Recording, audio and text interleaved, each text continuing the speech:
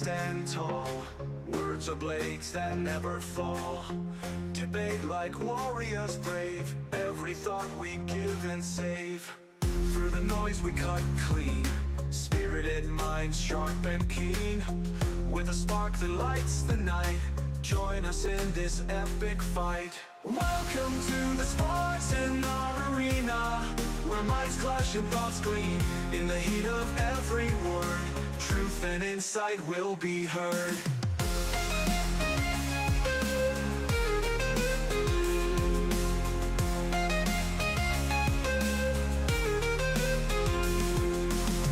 Buckle up and take your stance. In this arena there's no chance to escape the vibrant lore. Dive in deep and search for more. From heartfelt talks to fierce debates, we explore what fate creates. Side by side we seek the light. In the dark our minds ignite. Welcome to the Spartan arena, where minds clash and thoughts gleam. In the heat of every word, truth and insight will be heard.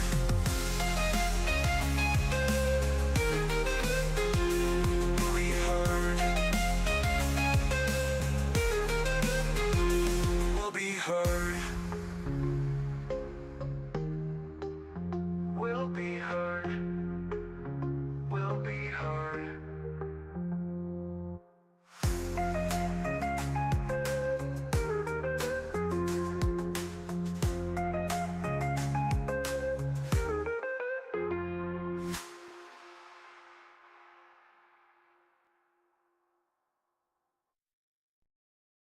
In the ring we stand tall. Words are blades that never fall. Debate like warriors brave. Every thought we give and save.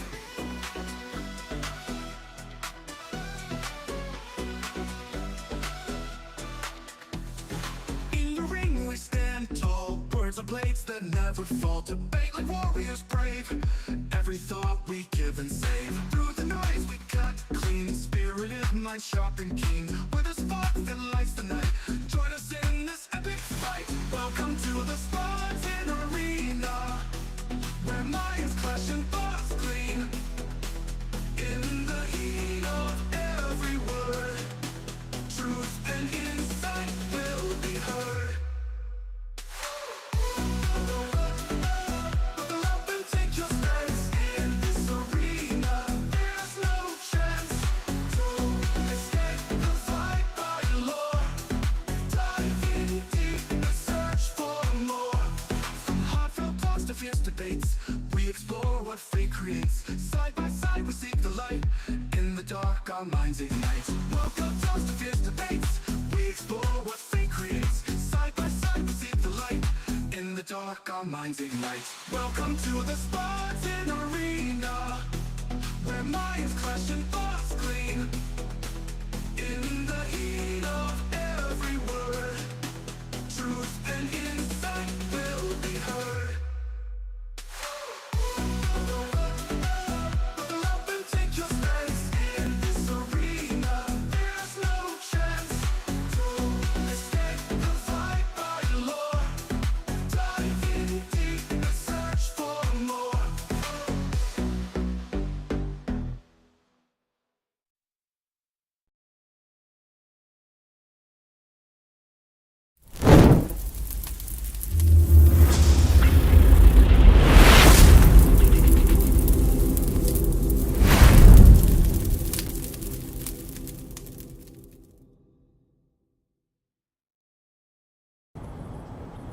Spartans! What is your profession?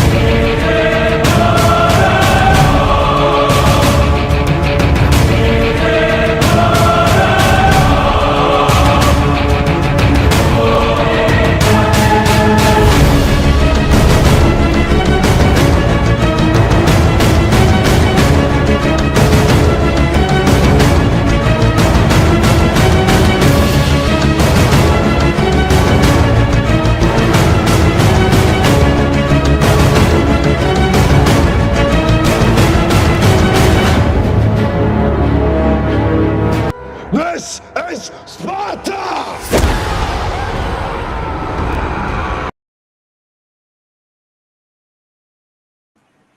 What is going on, everybody? We're back at it with another stream, another live. You know where you're at. You're at Spartan SU Network. I'm your host, the Spartan, aka Peter. How is everybody doing tonight? We have a show, a great show. But I cannot do this by myself. I gotta bring my little helper. Of course, we're talking about Little Groot.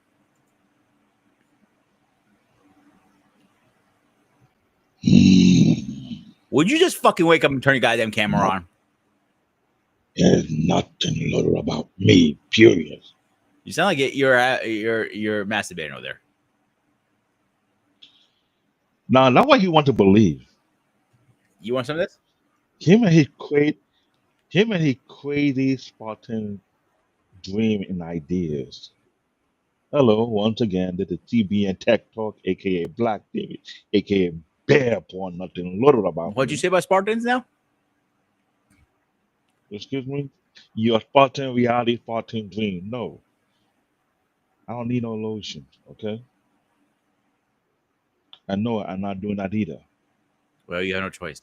I had a pretty long ass day, which is annoying as hell. Well, stop looking in the mirror. Don't be as annoying.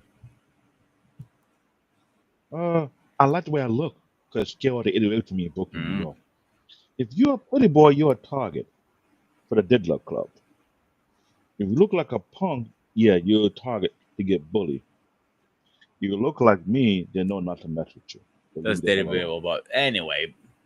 So, David, how you doing tonight, my man? Long day, long night. Is what it is. True. All right, I have a question for you. Building Shoot. this last love, growth, and communication. Really?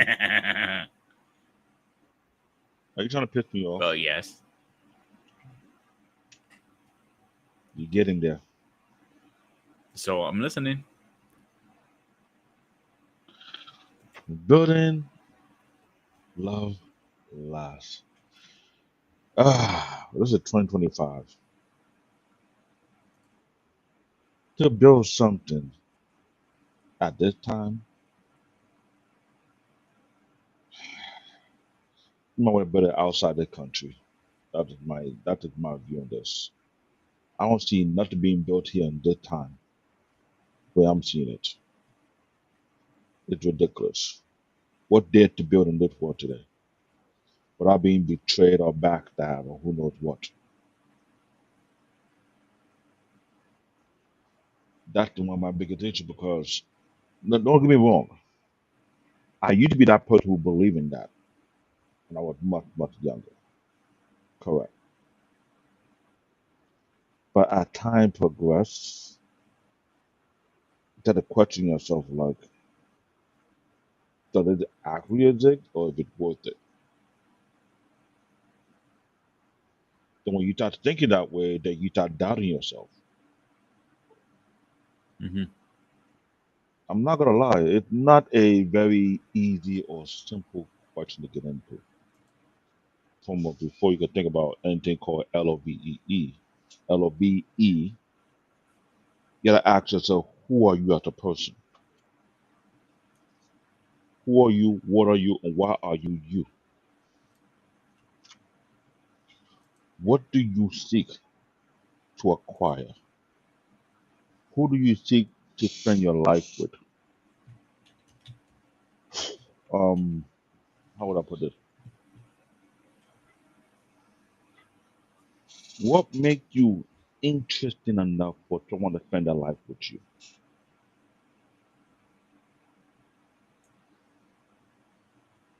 What value do you bring into a relationship? What are you seeking to build?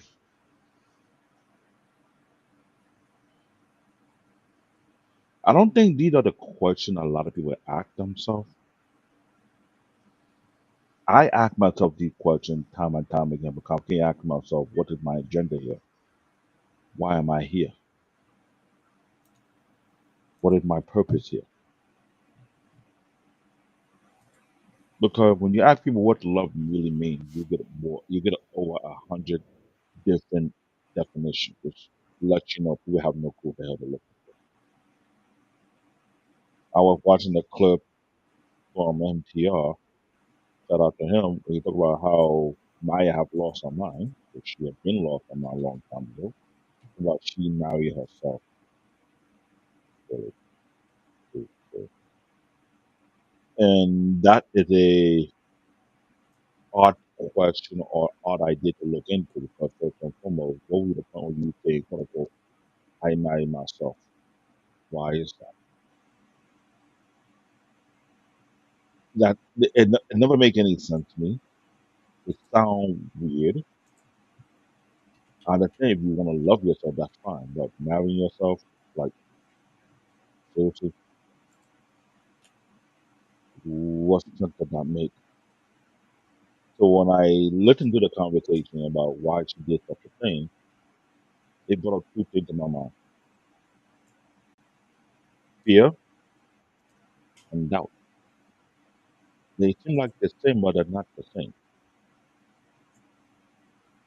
Why did she choose to marry herself? Or why did she have such idea that she could never find what she's looking for? These are things that I've been bugging myself as a guy. What did I want? What did I need? What did I look at love? What is it supposed to be to me? If I want to build something that long lasting, I gotta ask myself how far am I willing to go with it? What am I willing to do with it?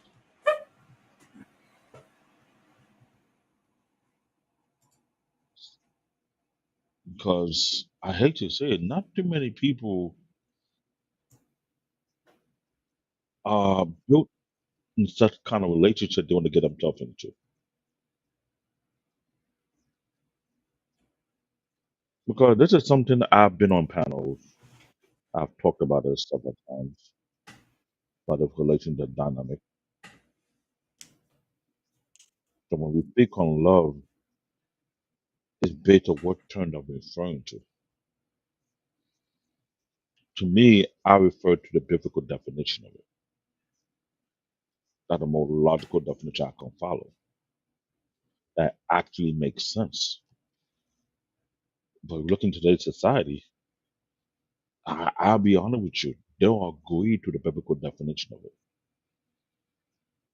They have their own idea what love is, and best believe it doesn't make no goddamn sense. Society's idea of love is more conditional than unconditional. I want to be very clear with you guys. If you're going to be in some kind of relationship, are you prepared to be in a relationship whereby the love you seek to receive is based on condition?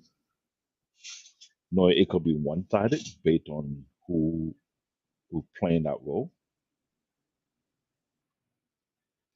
Are you willing to be in a relationship where the love does not exist? That if pretend, but the person is actually using you?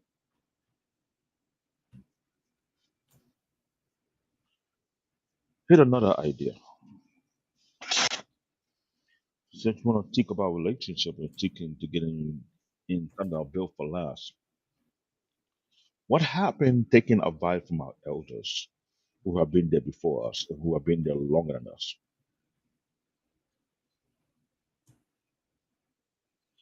Because this is something I've been on my head for quite a while. Like I'm looking at the generation of people who doggone stupid and retarded forsake the wisdom of the elder who have been married for what 20, 30, 40, 50 years to have a very long lasting marriage. And you want to tell them their idea of love does not exist or it's outdated or you have a better answer. But while you trying to figure out your way, you're no different from someone who throwing their hot dog down the hallway, pun intended. I'm just being honest because I spoke to a lot of elders during in my 20s concerning that word, LOVE, concerning building something that lasts, concerning building something that requires commitment and growth, right? And what they told me throughout my 20s scared the hell out of me. And I hate to say that they were correct and it was right on target. The consensus was my generation and those after me have no idea what it takes to make a relationship last. Either we are too hard at it, we are too stubborn, we are too ignorant to receive the truth, or we're too lazy to put in the work.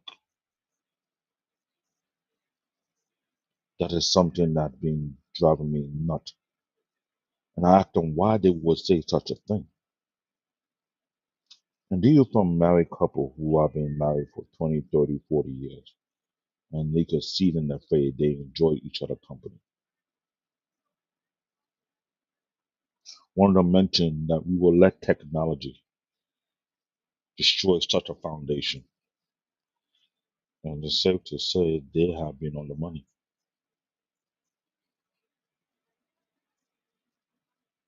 Because when I look at them who have been married 20, 30, 40 years, technology is not in their life to begin with. Even though they are already in the age of technology, but they're not jumping onto it.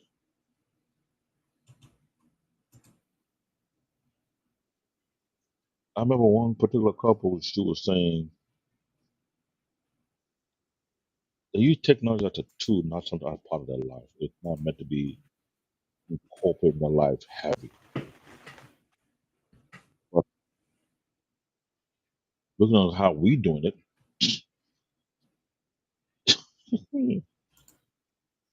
I can see why they're not a fan of it.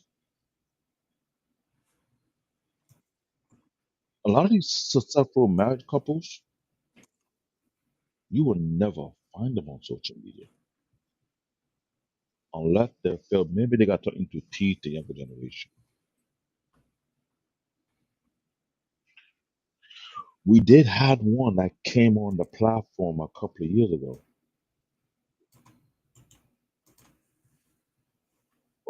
Older couple, older lady, but what do we do?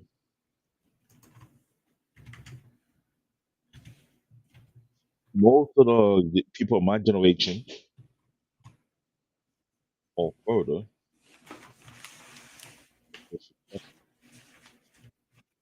with an older lady who will bring in her ideas concerning relationship. What it's all about. What we were saying? That's it. She's outdated. She don't know what you're talking about. That what she wanted to bring it is not needed here. It's not wanted here.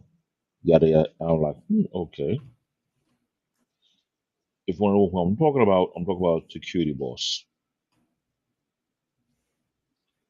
She was out here trying to give us that knowledge, trying to give us that insight.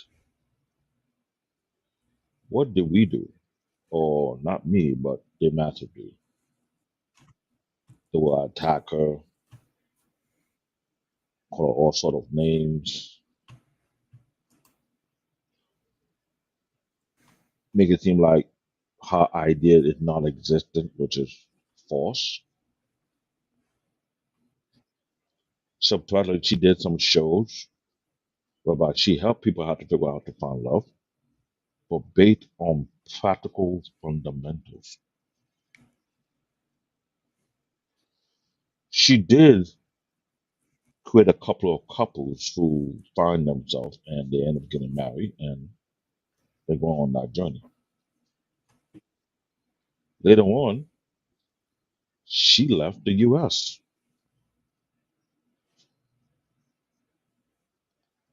And when she did such a thing, what I found it strange, I asked her the question to tell me why, and I get it. I'm like, you know what? Don't do that. Because I look back at her life and they've been married for almost 30 years. Strong couple, doing well, building together. Anybody who knows security boss know that her husband was always by her side, working behind the scene, running the camera, doing all the work for her and everything, while she's on the mic in the front. You see security boss, her husband there, but only very few people have seen him in person when they meet up. Anton Daniel, man, Black Man on Filter, very few other who have met with her. Very wide individual. Gives solid insight, and she called out what she said today. If our generation and those behind her don't change, this idea of love you're looking for, you're not gonna find.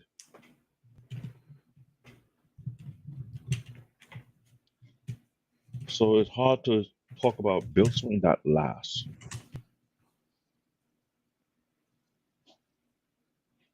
My question, what I ask you guys, what are you willing to compromise? What are you willing to sacrifice?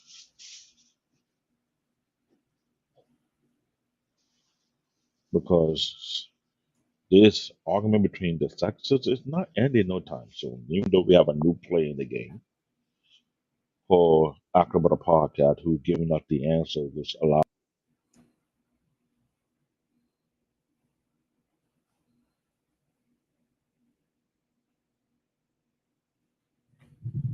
David, you still there? Or did I lose you? David? All right, guys. I'm pretty sure we lost David for a few minutes. Oh, hang on. Guess we lost him. You good now? Guess not. There you are. You're back. You're muted, bro. You're muted. You have no volume. All right. To David fixes his issues. Hey, look who's just jumped in. Hey, yeah, nice try, King. At least I'm not causing the king curse. I think you're passing on to me right now. But in a way, David is a lot of things right. Unfortunately, the way we're heading to is not the way love, growth, and communication is rare to have it in a built good relationship. Hey, Mariana, what's going on? So the old school communication is not there like it used to be, and it's yes, you are, King. You're always a jinx. But the old school that me and David grew up with is not there anymore. The right as much me and Paul just did a show 2 weeks ago, I believe, on the gray area about divorces, and the rates are not as high as you think it is, but they're still pretty high overall. The question is, isn't it even worth dating anymore at this point? Some people don't even think it's worth it. Some people think it's better just staying as a couple and just living together. And I don't think that's the right route to go with. In the route, we need to go a different way. We're heading to a different time in this country. It go overseas is still the old school way: love, growth, and communication. And that is one thing we haven't seen here in a long time, I think. All right, David, you back with us yet? All right, you start having King Smith problems. So, all right, come back in and out. I think Restream is acting a little weird tonight because I got kicked out myself. So we need to analyze and break down what is it all these problems are. And I have a couple of theories. Nobody wants to put the work into a relationship anymore like they used to back in the day. Anytime you have any little issues, any little problems, you call it quits. And they shouldn't do that. You should not call it quits because you have a disagreement or argument or whatever. And that is part of the problem. Part of the problem is nobody wants to sit down and have a conversation, a civil, honest, to heart conversation. People hide a lot of things in a relationship, new stuff, old stuff, whatever. It doesn't matter. But people hide shit all the time. And we shouldn't. And all right, let's see if it work. All right, you working now? Can you hear me now? Yes. I don't know what happened. All I know, my headset got unplugged. I was like, Dude, I if you like when you were having your open monologue, you got kicked out. But before we go, before anything else, let's get this person in here. Let's get our witch doctor in here. You call me a witch doctor? Seriously? Yeah, why wouldn't I? Listen, everybody on this network has a nickname. He has Baby Groot. You have witch Bear doctor. Paw. Shut up. Shut up. Nobody asked your opinion. So I'm muted. the audience saying beer paw. You know what?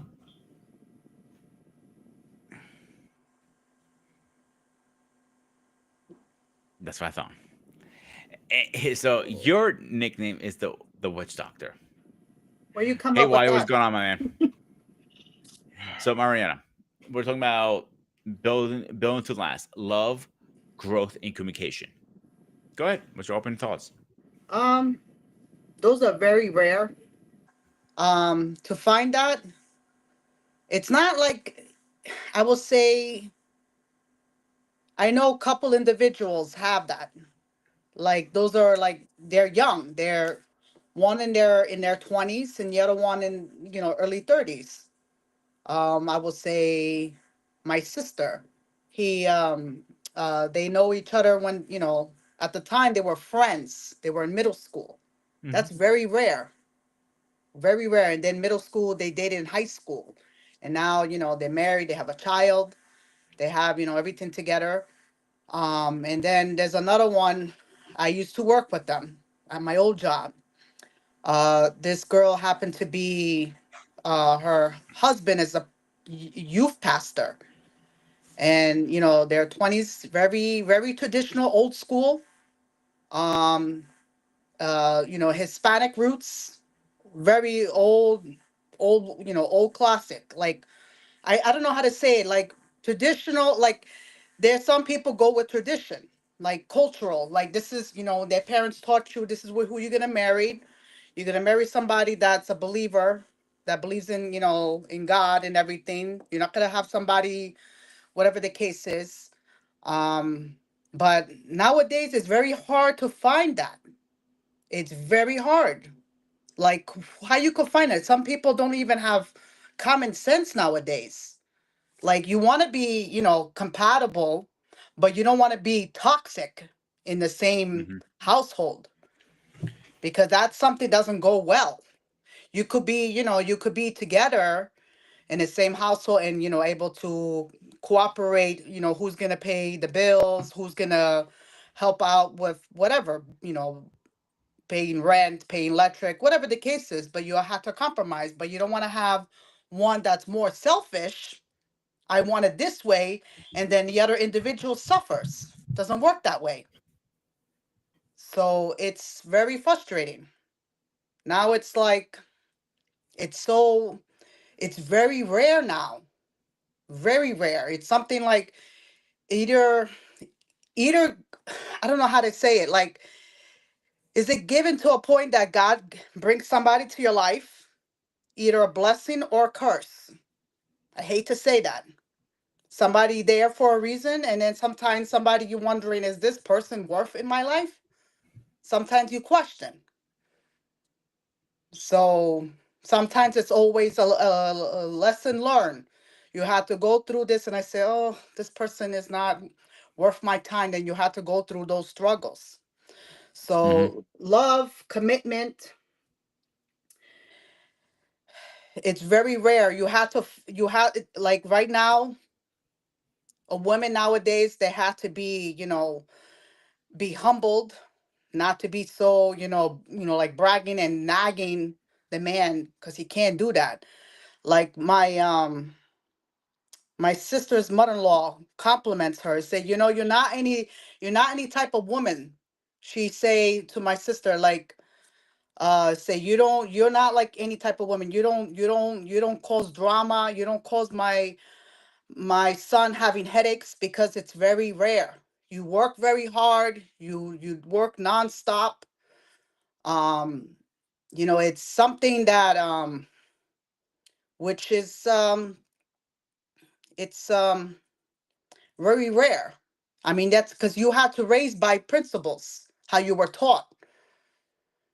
And now, unfortunately, I hate to say it, but the display of social media, how they act, which is a big mistrust.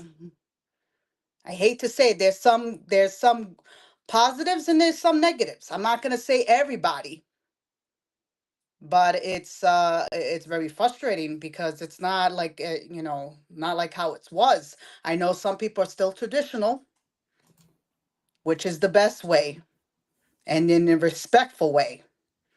But you don't you don't need this toxic that toxic, to be with somebody like that. But to be love commitment, you have to have somebody, you guys on the same page, have respect for each other. But it's very rare, and the last thing you need, you have somebody is very selfish on one side, which is not something that somebody should go for. And that caused a lot of headache and a lot of um how you say, it's the mental and the physical anguish that you cannot put up. So uh yeah, it's not like it's a lot of deep thoughts about this, I will say, because it's very rare. You only see that in certain cultures and certain areas, but it's more like outside the country. And I do notice that more follow outside this country. They do follow tradition. They don't want to follow this crap. I hate to say it. And let's say if you marry somebody, say, I'm not dealing with that, because you don't want to follow that. That's why it's not Maria, you some. like you just said, it's overseas is different. They still do the old routes. They Yeah, work things out. They yeah, still have growth. They still have the communication. Any yeah, love, any grow, any love, any growth has to go with communication. Can yeah. we all three of us agree on that today? Hmm. I agree. Let me add on to what she's saying. When she say it's more outside, it is safe to say that in the United States, we all feel like we're on a hamster wheel, just constantly running, Hmm. trying to catch up Hmm. with everybody. Nonsense. Like seriously, because when I mention love, I don't want to call out the word, but the word don't reside on this soil because the way social media had destroyed it, Hmm. and the way the ridiculous talking point that have been created off social media. You gotta ask yourself this question: when are we gonna be brutally honest with ourselves Hmm. and what we seek? Maybe the media, not just mainstream media alone, social media, everything else, is what making this country going crazy. This is why we have people who are saying, "I need to leave and live in another area because this is not mentally or medically safe for my health, mental health, physical and emotional health." Let's put on what's going on right now in today's society now. Let's look at the pressure we're dealing with. If a young man from the age of 18 to 26 had to survive today's world, you got to have a skill set that will allow you to quote unquote have your own place of your own, right? Make your own money, pay the bills, and etc. Right? Mm-hmm. Well, looking at the rising cost of things, and a lot of people don't have generational wealth no more because we have seen it. We have talked about on other platforms how people are selling away generational wealth just for a quick buck, and later on that quick buck finds out that generational wealth is taken from them by force because of new law or what I call it, eminent domain, whereby they want to build something in your property, whatever your inheritance in the way they want to take it from you, give you fraction of what the cost is, and get rid of you. Like seriously, because the so-called American dream have been sold for so long. It's nothing but a pure lie. Because the idea, everyone can be a boss, not exactly. Everyone can be an entrepreneur, not exactly. Everyone can be a multi-millionaire, not even happening. But you have everyone chasing this rat race. For what purpose? You want to live in a better neighborhood, but to live in a better neighborhood, it comes with the pros and cons. Sometimes the con is undercover, but it's more than the pros. Where you least expected it. So how you plan to tell the young generation love exists when ones they got piranhas or hyenas or vultures that call girls who are following this social media trout or mindset? Mariana, I know you see this. I'm seeing the same thing. You see all the nonsense. I know you got nephews who are acting themselves. What's the point of being married if this what I see my friend going through, or that's a reality with it? Do I have to spend $500 just to date a girl I don't even know? Do I gotta take you to a fancy restaurant before I can get your attention? I can't I have always a said this, David. I told you guys multiple times. Most of these, modern women are looking for the BBD. Do you remember what the BBD stands for? shoot. Bigger, better deal. And Now, Mariana's probably one of the diamond in the rough. No offense, saying she wants the picket fence, the house, the dog, the family, the kids, and she's willing to work out to the end. How many couples now these days are willing to work it to the end and not call it quits after one little problem? that's not on social media. Good question. Yeah. Like I said, good question. Because here's the harsh reality: to survive today's society, you got to build together, right? Hmm. Mariana's a hardworking person. I'm a workaholic. All I know how to do is work and build. But if you doing one your part and the other person's not doing their part and not coming together and constantly planning and plotting on how to get things done, and you feel like you're doing it for so long and nothing to show for, how you expect that person to feel? Nobody wanted to be taken advantage of after sacrificing themselves, working themselves to the ground, taking no vacation for how many years, and to find out your co your co-driver they're taking you for a ride for the longest. How you think that person to feel after that?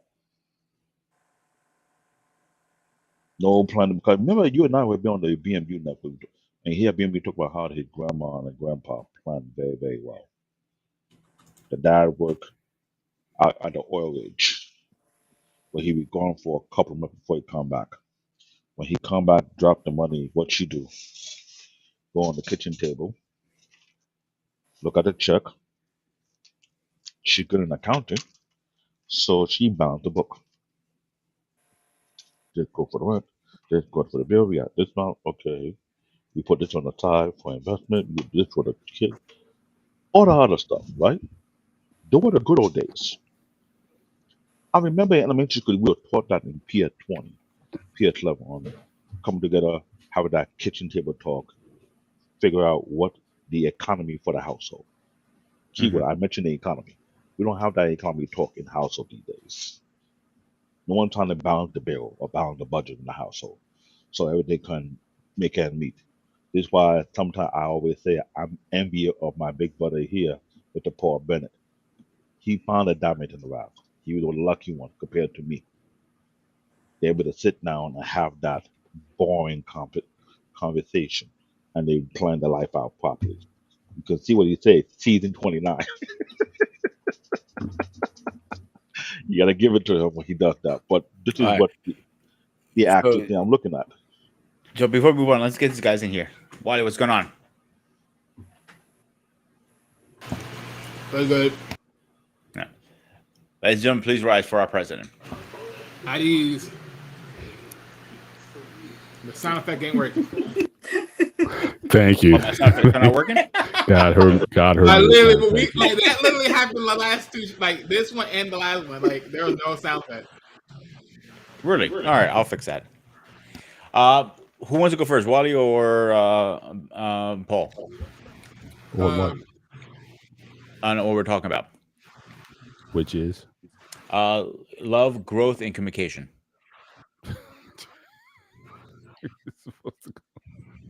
Wally, you want to take that one? I have no idea where he wants to go with that one.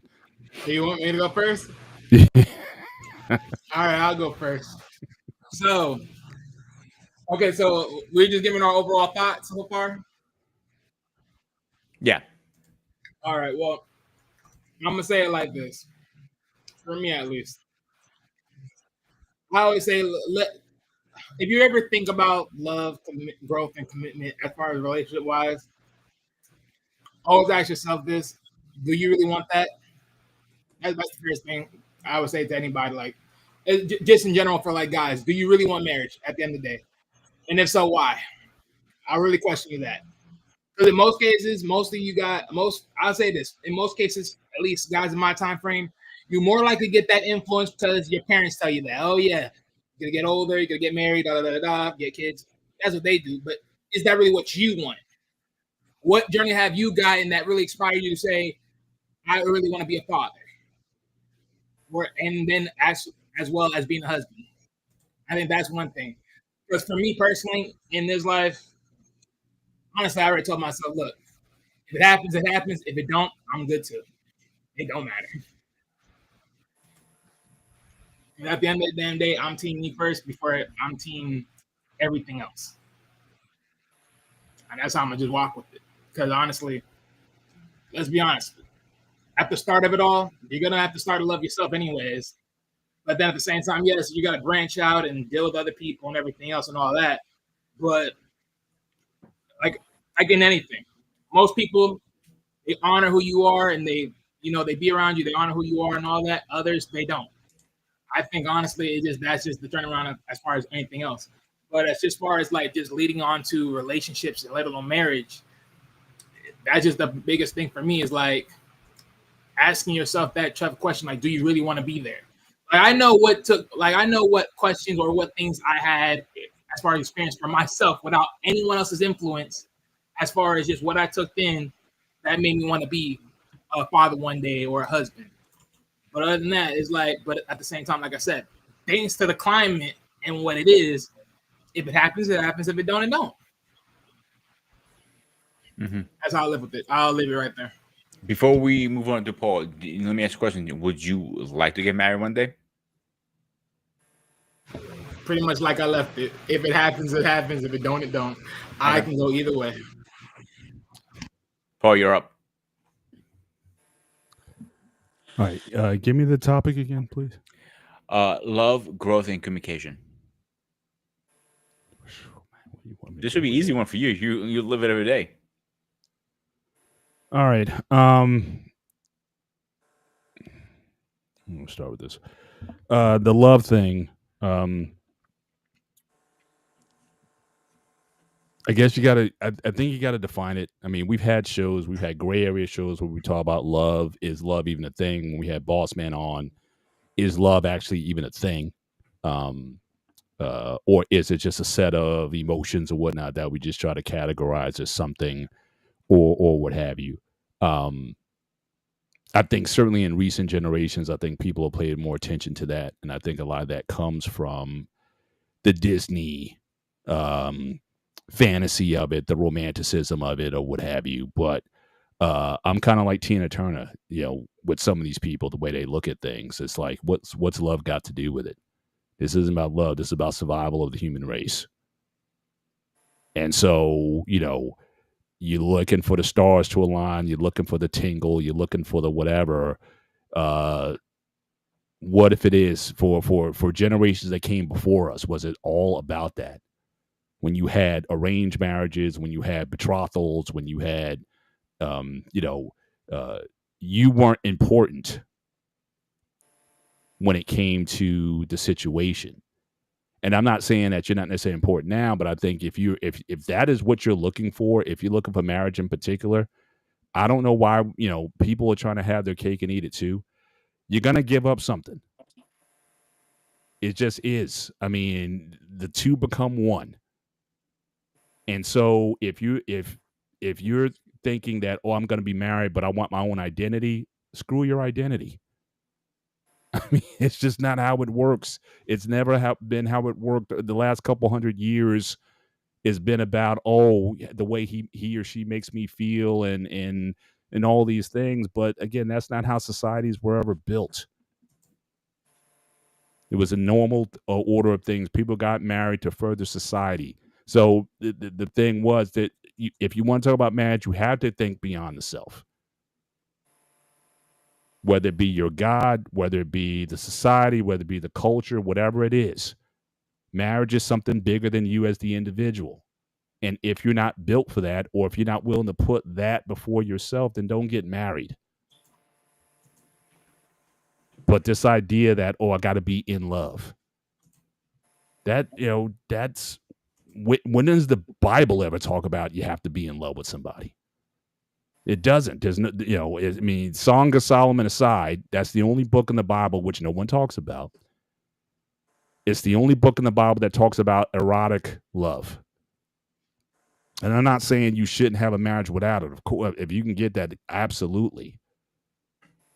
But I think what people are looking for, this kind of feeling, this kind of euphoria, that's been sold to us about if that's not there, then it's not. But it's not like that all the time. But it was never supposed to be about that anyway. It's about the commitment that you made to yourselves. It's about the commitment that you made to the community that you belong to. It's about the commitment you made before your God, if you have one, whatever thing. But it's bigger than yourself. So for a lot of people putting it down, it's like, look, you might not be built for it. So why even talk about it? So as to me, that's the love part. What was the other one? Communication. I talked about this before.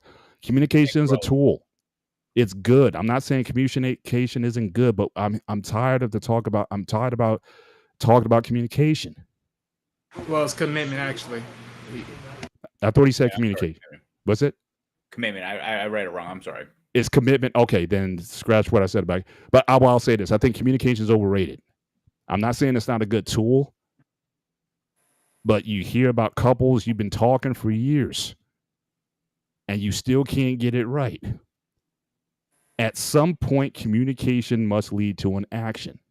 What are you going to do? What we going to do?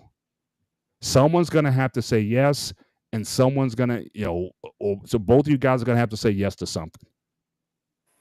And like I've said on the last show, this makes sense in virtually every other relationship except between a man and a woman for whatever reason. You go to your job, you know how to get along with people, you know how to communicate, you know how to submit, all these tools. If you play on a sports team, you know all the rules in terms of what is required. But for some reason, when it comes to your intimate partner, all that stuff goes out the window, and you just have a bunch of expectations that don't work in the other worlds that you're in, but somehow you expect the rules to be different here. Cooperation, submission, respect. It works in corporate. It works in your home. I don't understand why people get away from that. Commitment. I mean, yeah. I mean, you got to want this. The main reason I think overall, I can talk about techniques and what we said and what we did or whatever. We just wanted to stay married. At the end of the day, we wanted it more than not, and it's yielded a result. Now, the third thing you said was what? So if it's love, commitment, what was the third? Growth. Yeah. It's when you're in that grind together. I mean, if you want things to happen, sometimes you have to give up something to yourself in order to grow something else. This idea of like growing as an individual, I think some of that you got to give up too. Give up some of yourself to grow something else. You're giving a part of yourself to grow something else, i.e. the marriage or the relationship that you're in. And if you're not willing to part with that, if your personal needs come beyond everything, then don't expect it to last. When my personal needs were greater than the marriage, then that's when we had problems. When my wife's personal needs were greater than the marriage, that's when we had problems. When we put both of our needs down and said what is in the best interest of the marriage, we have fewer problems. So again, and a lot of times I'll hear sometimes with ladies, like I remember Mariana, you were talking earlier before I got on. You talked about traditional and whatnot. I mean, back in the day, you had roles. Now again, I'm not a stickler to traditional roles. I don't care what role the man or the woman has in the house. I really don't care. You want to mow the lawn and go get on the roof and all the kinds of knock yourself. Or you want to fix the car. I don't care. But people had roles. They knew their roles and they did it and they shut their mouth. Like I said, I talked about The Rock the other night. What Rock used to say: know your role and shut your mouth. So again, I don't care what you guys decide on or what agreement that you come to. I don't care about how it looks, especially the people who don't matter. Goddammit. What's that? Talking to David. I don't care what your roles is, but whatever those roles are, once you negotiate, once you communicate and get to a role, shut up and do the work. Just shut up. I mean, it's I think people just really just overcomplicate this thing. This isn't that hard, especially when you decide that, oh, I'm just going to do what I'm supposed to do.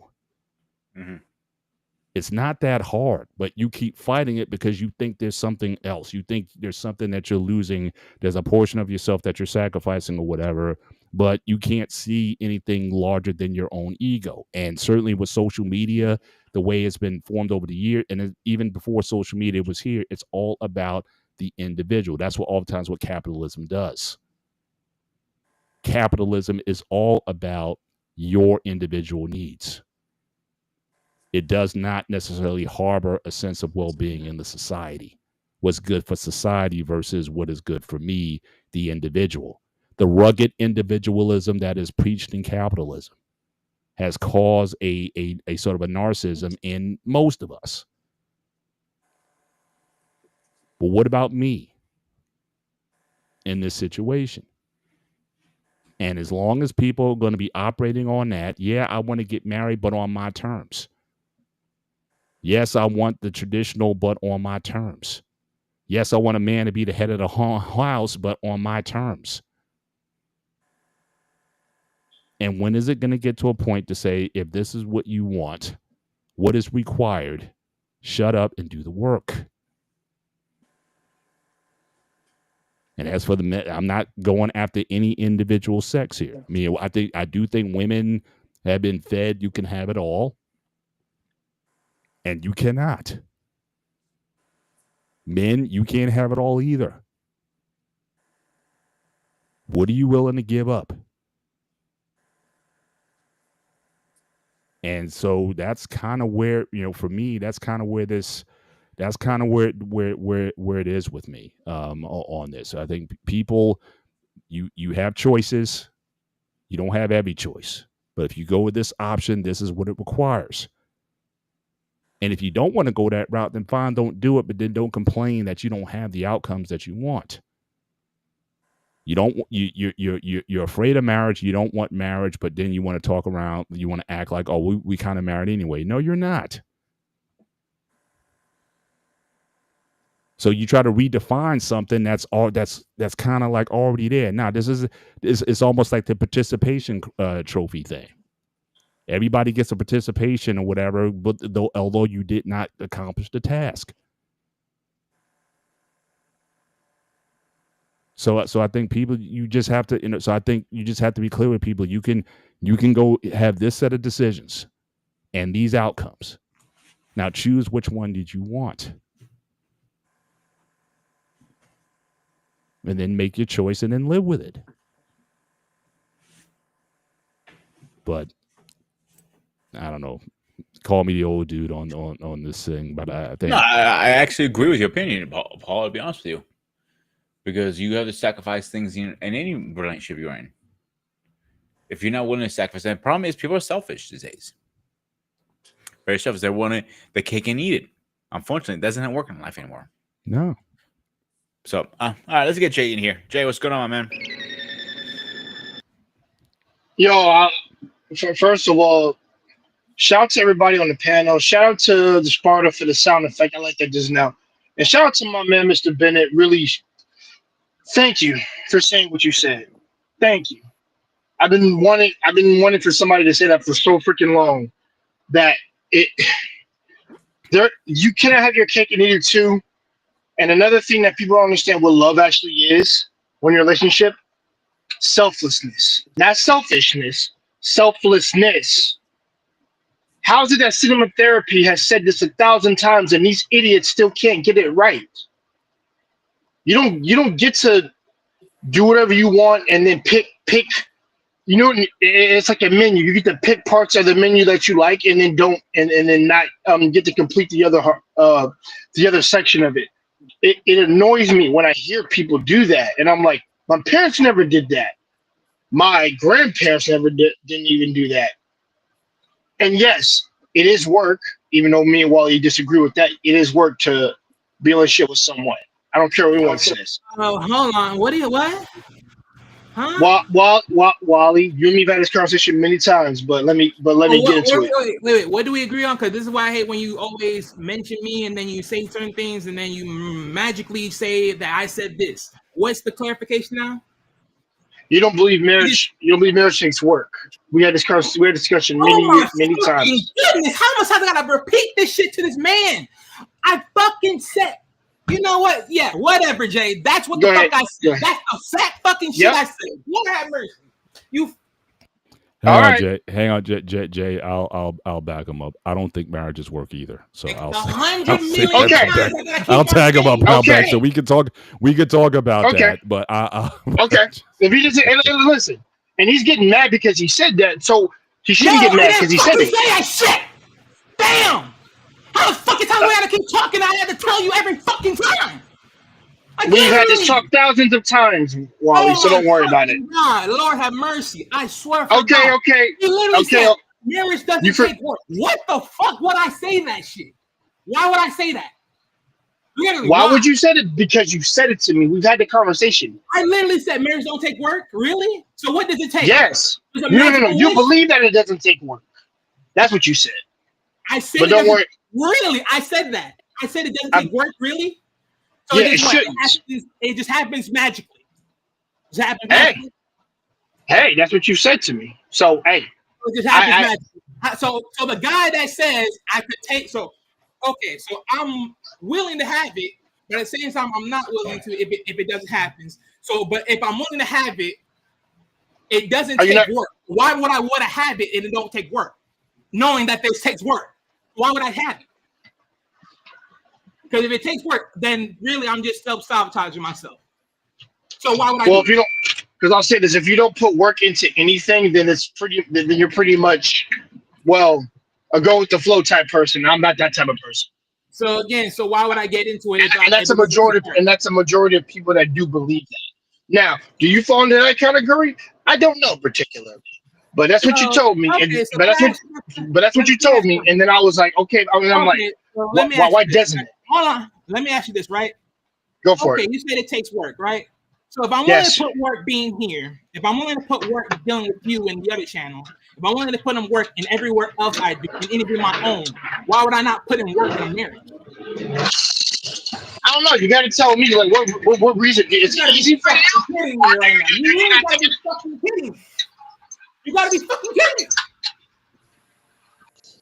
All right, I'm gonna down the hill. I'm gonna down the hill. Let me put samurai sword in my chest and call it a day.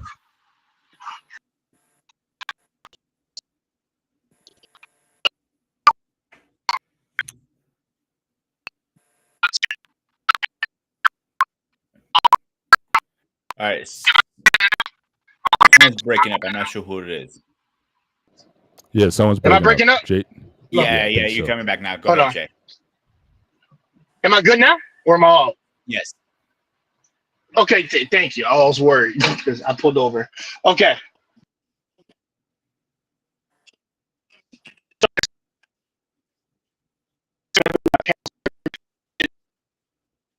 Jay, you're breaking up again, bro. You're breaking up again. bad. Yep.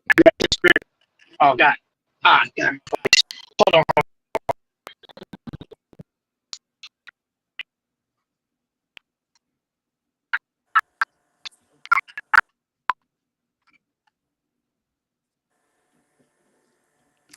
All right. In the meantime, let me ask you guys a question till he gets back. Paul, I really want you to answer this because I know you have more knowledge than this than anybody. What does where's my question? What does lasting love mean to you?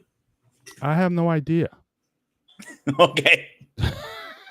What is lasting? I live in the present. I don't believe in lasting. Again, look at my hashtag. I don't care if it lasts. I'm worried about this year. This is season 29. I don't care what happened 28 seasons ago. How's that going to serve me now? It's this year. It's in the moment. It's in the present. What we're doing now, what we're planning in the short-term future is all that matters. We could have had a rocky early part of our match. We went through our rocky periods and whatnot. We're not in that rocky place anymore. So I don't care if it lasted. The only thing that matters to me is right now. So I don't care if it lasts. And I can't predict the future. So I don't know if love will last in the future because I don't know if I'm going to get up tomorrow. I have no idea. Mm-hmm. I may make love to my wife tonight. That might be the last time. I have no idea. And who's going to care after that? So again, one of the things, again, over time, I live in the present. So I don't care about long lasting. I mean, that's a bar soap commercial. Long lasting freshness. That's a Downy commercial. My marriage is not a Downy ad. Long lasting that lasts all. I'm right here. I'm gonna ask my wife, how are you doing now? How are you doing today? Is everything all right? Are you okay? You good? I'm good too.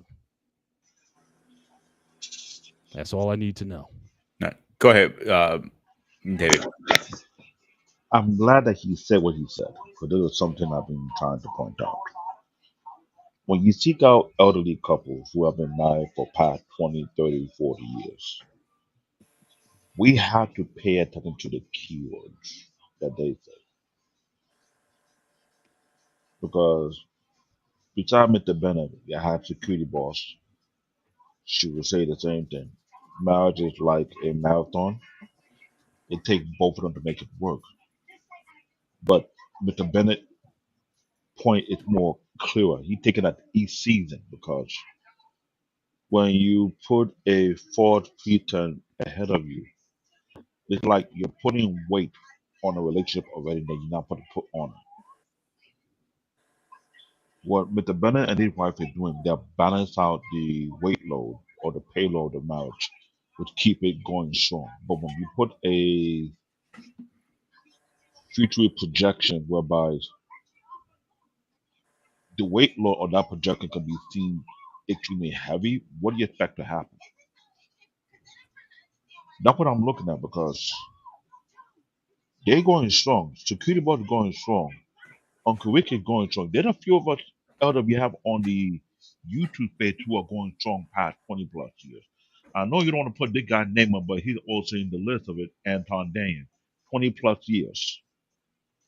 But the man is still married. He's doing what he's supposed to be doing. You can't knock him, but he's making it work. So what are we doing? Some say it doesn't take work. Some say it take work. Speak to those who have made it last that long and ask them what they tell you. Would it work? Would it compromise? Would it discipline? Would due diligence? Ask those people for the honest answer and you follow that by those principles because I hate to say Mr. Bennett was correct, long lasting. I think in America we make phrase that many don't live by. And wonder why some of the phrase is becoming annoying. But I get it. But why I say LOVE, I don't call it as the word because for one, you can mention such a thing if you don't understand the fundamental or root behind it. And I told you earlier the show, the only difference I believe is the one in the Bible, which is very logical. But look at today's society, do they follow it? No. So to build something that will last long, the question is, what is the foundation based on? Building a marriage is like building a house, if you think about it. Because before you build a house, you have to build a very solid foundation. What does the foundation consist of? What material are you using to build the foundation of your home? Are they quality material or shady material that you know when the storm hit, that thing fall apart? I'm watching the documentary what happened in Katrina 20 years later. That thing made me cry. So ask this questions. How come New Orleans, that area did not last long past Katrina? Why it feel like it haven't recovered yet, based on the foundation? Is it safe to say that city had a weak foundation? They didn't trying to build it, make sure it survived the storm? I'm not throwing shade at that town, but you gotta put that in perspective after marriage. You may have a tsunami, you may have a thunderstorm, you may have an earthquake, you may have a hurricane. Are you sure the foundation of your marriage is strong enough to withstand those hits? If not, ask the question, what are you missing that foundation? Because before you talk about building long lasting anything, you should talk about building a strong, solid foundation. Mr. Bennett and his wife have a solid foundation. This is why they're going 29 seasons and counting. Security boss, no different because they have a solid foundation.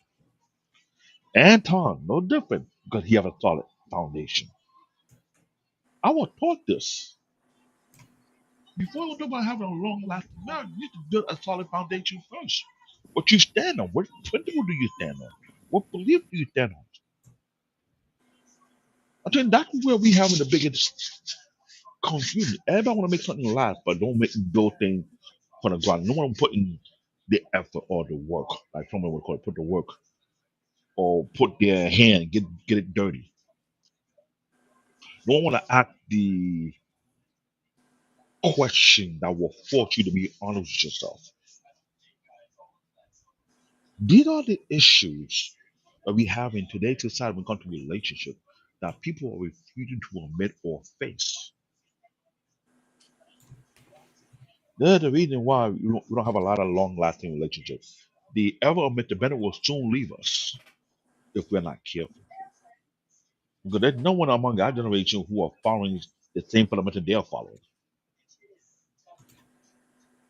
You have all type of terms, and if I want to be brutally honest, a lot of these people terms are half-assed. We need a bunch of professional therapists who have counseled many marriages that calling out the bullshit, like Mr. Actor Brother, what he did, and he pointed out the obvious because it's on both sides, but no one to really ask themselves the honest question. Yeah, I'm going through it right now. Well, I'd love to be remarried again, hopefully. But I'm old school. I understand fundamentals. I understand foundational purpose. But how would I find someone who has the same track mind that I have, who's not into the bullshit, who's willing to put in the grind, the work? What if I say, you know what? If we're gonna do it, if we're not gonna do it on this way, it'll be out of this way because I don't need all the shenanigans. Am I wrong to say that? There are plenty of people that are making that move already. I can speak quietly. I'm not saying go to Africa. Some are going to Europe. Some are going to Asia. Some are going to South America. Where they see fit for them, that feel comfortable for them. I'm not saying that's for everybody. Some want to stay here and go to the woods. I'm seeing that a lot. Quietly. We have people who work in Wall Street and everything. They don't want to be in the city no more. They move far away from the city because they realize that's just driving them insane. Wherever you think that would fit you, you live by that. Everybody's not the same. It's how you cope and you live by it. But what you need to understand, if you want to make something last, what you will build your foundation, it should be critical first. If you're not willing to sit down and have that nitty gritty talk and plan out your foundation, make sure that you're holding to the accountability, the level of accountability on both ends. Willing to make sure there's no burning out. There's no looking for a quick exit. Because we hear people confess. They pretend they're in the marriage, but they got one leg in, one leg out. They siphoning money from their husband account quietly. That's the case of a man. But when he's struggling, killing himself, you stealing the money from, and he trying to make sense what the hell is going on. We're like, you robbing him. He killing himself. Remember what I said? Sometimes it could be one-sided. You making all the sacrifices. You burning yourself out, make sure the household is stand on ground. But while your partner or the enemy is just watching you doing a hole, put a tube, you know how you suck gasoline out of the tank? Doing that to your marriage. hmm That happens. It could be the other way around. The woman doing this all that work and the man doing the same thing. How you sure you not have the right man co-pilot with you?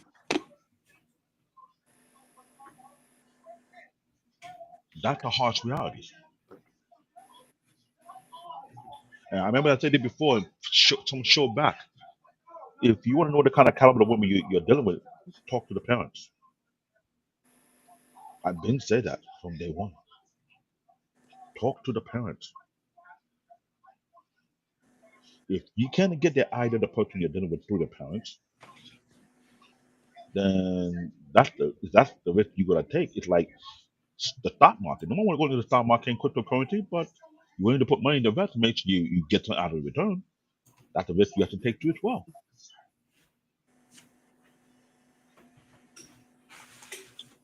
This is why I say what I said. People are making a joke out of relationship, but I understand the fundamental behind it. We have people like Mr. Bennett who going through 29 seasons. Next year will be 30 seasons. And the year before that with 31 seasons. And they'll keep on going on strong. Season after season. And the way he take it is the most logical and mental way to approach it. Season after season. Most couples who are going that far are doing the same way. Season after season. And when they tell us young folk that what we should work on or how we should do it, how often do we listen to them?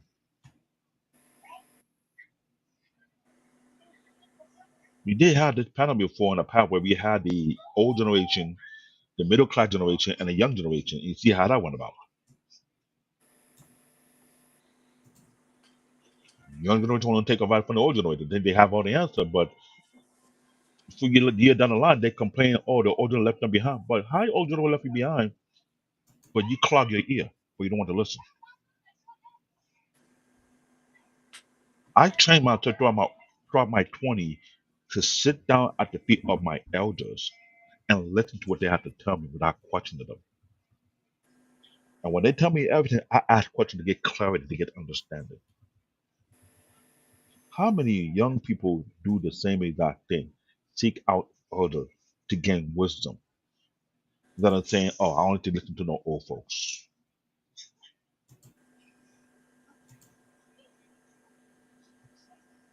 I rest my case. Anybody else want to go? Yeah, let Mariana go. She hasn't said anything. Go, Mariana.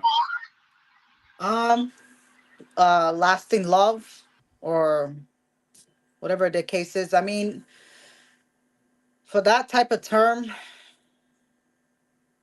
when I was a little girl, I always depict Disney fairy tales that way, like from Cinderella, Snow White, Sleeping Beauty. But then you realize that is all fairy tale.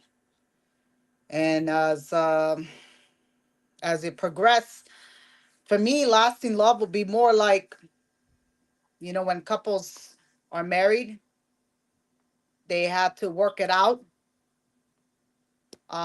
helping each other. I mean, do it in a way more like a survival mode. I don't know. I mean, what are you laughing over there, David? You're crazy over there. um, lasting love is more like to appreciate each other, more like to care one another, to know that I'm gonna be there for you, that type of way. I mean, that's the way I look at it. Um, I mean, I don't know what else can I say, but not like love has to be more like beyond. Like you do, I'm gonna go beyond and help you, but of course in a humble way, but not to be like, obviously I got this. If you need something taken care of, I got this, whatever the case is. That's the way I look at lasting love. You put a hand on it, and if it seems like it's a burden, you have to help out your spouse, whatever the case is, because sometimes your spouse cannot handle everything. um I mean, that's the way I look at it, because when you're married you have to be as one, but to also help the one doesn't feel like it's taking too much. um that's the Hang way on. I look at it. But Can you Sorry. say that last point again, Mariana? to have the marriage as one, to help each other, not to have somebody to feel like it's like the other spouse feel like it's too much too much, it's getting overwhelming the other spouse, to help out the other spouse. I don't know if I'm saying this correctly. um Okay.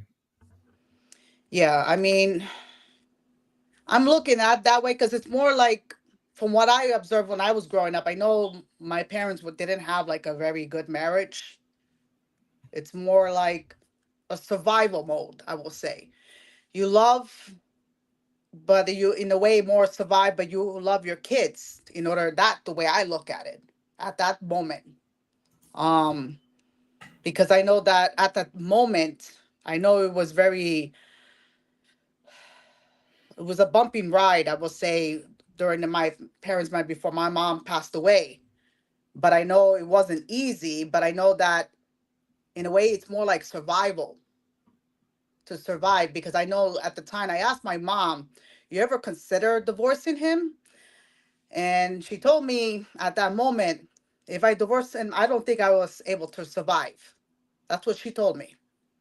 So, some could able to do it on their own, and some cannot, unfortunately.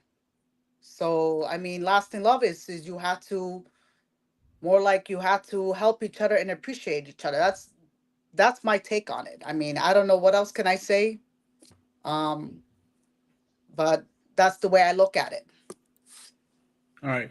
Coach, we're speaking about love, growth, and communication. Go ahead. Man, that's A loaded question in one, man. This Welcome to the like club. it's Yes, like I'm everybody. getting in the Welcome game. to the club. No, I'm getting in the Baby, shut up. game, man. We down by 2 touchdowns with 3 minutes left. And I'm a rookie, man. That's No, but right. it's a Come on, great Michael Vick. question. Yeah, it's a great question, man. But let me say this first, man. I heard Wally. I don't know what Wally was going off on, but yeah, Wally. I'll give you a hug, Wally. I'm gonna give you a distant hug. But I don't know, talking about from a relationship point of view, a marriage point of view, or family point of view, just marriage, relationship. Relationship, marriage.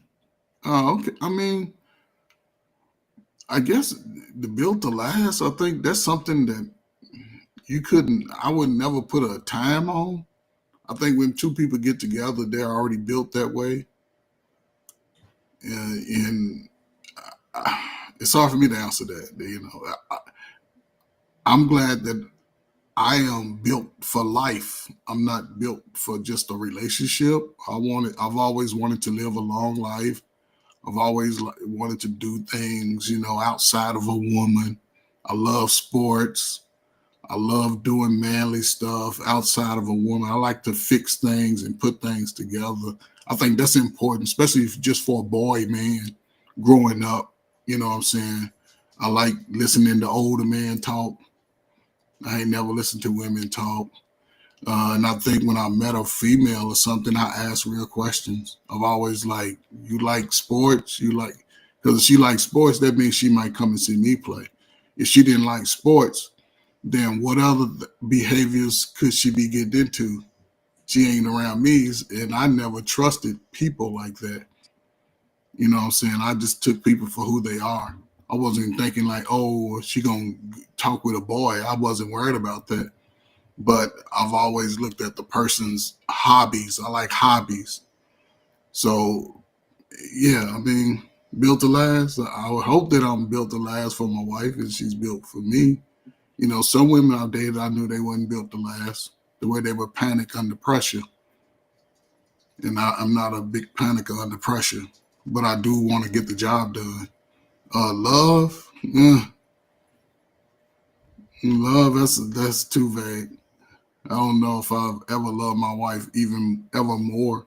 I love any woman even more than I love my wife today. I was like some women, for what they had, but their attributes. But I dated millionaires and things. Those are the wildest ones. Like, and I wasn't going off of what they had because I knew it was temporary. It can be taken away, but I've always felt like I was valuable. I never really argued and cursed with women ever. I argue and curse with y'all on YouTube. Y'all get it. But even then, I still don't curse women. Growth is something that continues. I hope to be better the next 5 years down the road than I am. Not speak my mind as much. Whether it's, I learned that a lot of us regular working people, we're opinionated about regular working stuff. And nobody's opinion is greater than mine, and mine is no greater than theirs. It's just an opinion. I mean, commitment. Yeah, I think I made a commitment years ago to always want to help people. I think I did that a long time ago, just as a kid, helping old ladies, helping, the handicapped, the disabled, the disadvantaged. I've always been a part of that. And I've looked for certain things like that in women that I wanted to be with. But I also understood that not every woman likes a light-skinned dude with a big nose and big lips. That's part of man nature. It's just part of what it is. Hey, I wasn't tall enough. I grew to 5'9" 3/4 in the 10th grade, and that's where I stuck at. I couldn't be mad. Oh, you don't know. I didn't think about that. I just accepted me who I was. And then I looked at women that had attributes like my mom, because my mom took care of people, babysat. She took care of a lot of us. And I had 5 sisters. And my dad was the craziest dude, but he was the realest dude I needed. He kept it real. He told me, make sure I respect people. And my father could rehearse the Bible, but I never saw my father go to church in all my life until he was older. Not while I was coming up through high school and college. Military, no, he wasn't stepping in, but as he got older. But he always was there. He always taught that respect. All of my sisters were married, have been married except one. So I don't know, man. It just ebbs and flows. I can't speak for anybody but myself, but I can tell you this. You have to, don't think about being built for last. Just build in the story. Love yourself first. Growth. If you love yourself and you build, you're going to grow. Commitment, be committed to doing something right, regardless of the money you think you can make out of it, because sometimes your blessings come with the work you put in. A lot of people just don't want to do the work and expect the results. But I'll say it as a regular man, you'll never get the benefit ever. You will go down in shame for yourself. That's not a good space to be in. So get out, put in the work, especially while you're young. Before you get old and ugly like me, put in the work, man. It'll pay off when you get old and ugly like me. Hey, Coach, let me ask you something. Is marriage hard work? Man, it's consistent work. I ain't gonna necessarily say it. So it's consistent work. All right, but do you think it work at all? Like, you have to work. You have to work at all 8 sides of who you are. You do. You have to think about emotion. You have to think about communication. You have to think about financial literacy. You got to think about being a builder, like with your hands, making sure everything is working properly. It's so many nuances, man. Just protect. I get it, but let me frame it this way, because I don't think it's work. So again, Jay, you can go off on me if you want to. Leave Wally out of it, since he said he didn't say it. I'm saying it. I think we do damage to people when we say it's work. What part of marriage is work that you wouldn't have to do necessarily on your own in your own life? You talking about the building and the things of that nature. You got to do that for yourself anyway. Yeah, I guess it's just you got to learn how to cook and clean and iron and wash your clothes and do. You got to do all that for yourself anyway. Yeah, I guess it's the way you asked me the question. But again, people talk about, oh well, marriage is hard work. No, it's not hard work. No, it's just we're hard headed. Yeah, it is. People are hard headed. Yeah. I mean, the work is like you're going against what is required for the relationship that to work. It's like, no, you're fighting it because you have your own intention or ideas of what should be done. If letting go of your ego is hard work, then I don't know what work is then. Mm-hmm. Because, I mean, it's because you let go of your ego and everything else. Like I said earlier, you can go to work. Hey, Mr. Balls. Hi, Mr. Balls. Thank you, Mr. Balls. Hey, Mr. Balls. Dude, all that kind of stuff. No problem. And you get home and your spouse or whatever asks you to do something. So you get it yourself. What is that? Now, if you're going to tell me to come with an attitude like that, if that's work, then nothing is work or everything is work. Me taking this here and moving it from here to here, then that's work too. Actually, it is. By physics, it is. I'm taking something, I'm applying force to something and moving and displacing an object from one to another. Then everything is work then. Mm-hmm. But why put marriage as being so much harder than anything else? See, when I think of work, I think of guys, I think of the blue collar guys. I think of the guys who have to go and build roads and dig ditches and build dams and do crazy, crazy stuff like that, build skyscrapers and extract from the earth. That's work. Even in sports, getting out there in football camp in 95 degree weather and sweating and practicing and passing out from heat stroke or whatnot. Yeah, I think that's work. But to make a decision to say, yes, I'm going to cooperate. If we're going to make that work, then nothing is work. And again, what aspect of it is something that you wouldn't have to do to maintain if you owned a place of your own? What is it in that place that you wouldn't have to do now because you're? In fact, if you get mad, you probably have to do less because now you got someone to possibly share those tasks with. When you live by yourself, you got to cook by yourself all the time. Now you got somebody who can share the load with you. So marriage is actually, when you look at it in the right context, you're doing less work. But it's such hard work, man. I'm telling you, it's the hardest thing I ever done. No, you're just the hardest headed person I've ever seen. So I think we got to get this out of our heads about the struggle. The struggle is us as individuals in overcoming our own selfish desires in effort to build something bigger than ourselves. But if we're going to continue to call this work, then nothing's work. I'm sorry.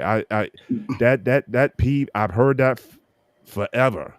But Brother And Bennett, it's always bothered me, and I'm sorry. To me, it doesn't qualify physically in physics, and it barely qualifies in reality as work, especially when more times than not you'll have to work harder by yourself than with somebody. And there's certain things you cannot do, no matter how often or frequently you do it, without a partner. So I'll leave let it Jay there. go next because I know he has something to say. Go ahead, Jay. All right, how do I sound? Am I all good? Yeah, you're good. Okay. Because I got to respond to Mr. Bennett. And listen, I want to say this. Here's what I'm saying. Individually, yes, there's a lot more. There is a lot of things on your shoulders because guess what? You're carrying you're literally your dad's legacy. So there are certain things that you have to carry on that you do have to put work on yourself to be the man that you want to be or the man that he wants you to be. But more so, you're becoming your own man regardless. There's templates for all of this.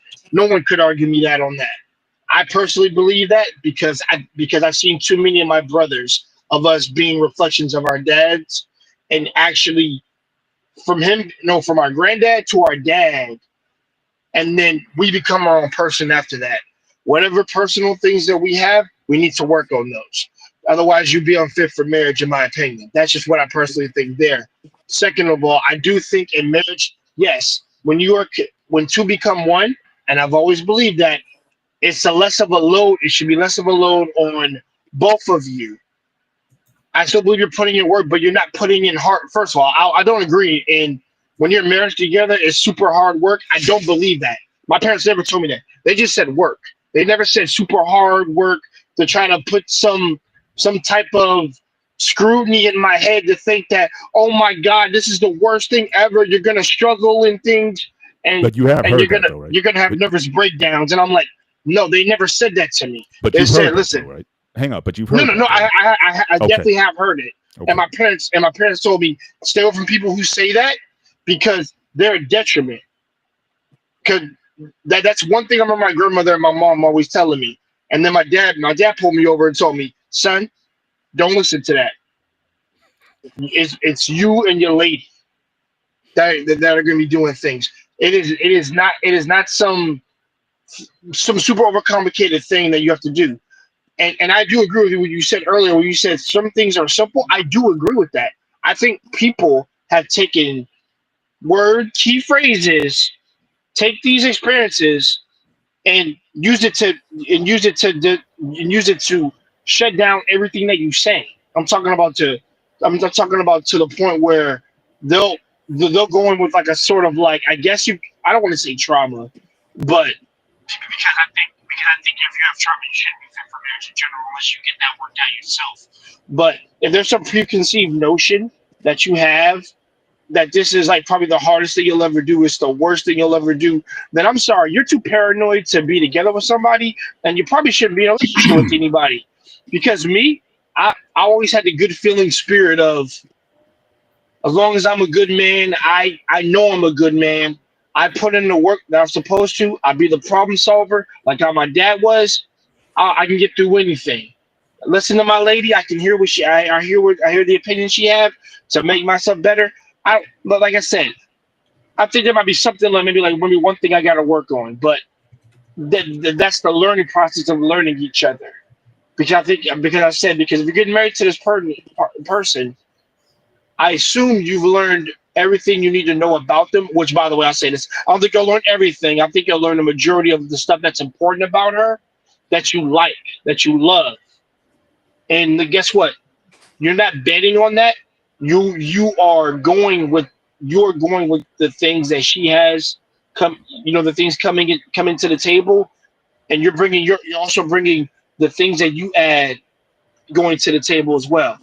And by the way, I agree earlier when you said, can nobody do everything? For example, if my wife is better at stocks or mathematician better than me, I'm gonna let her handle that.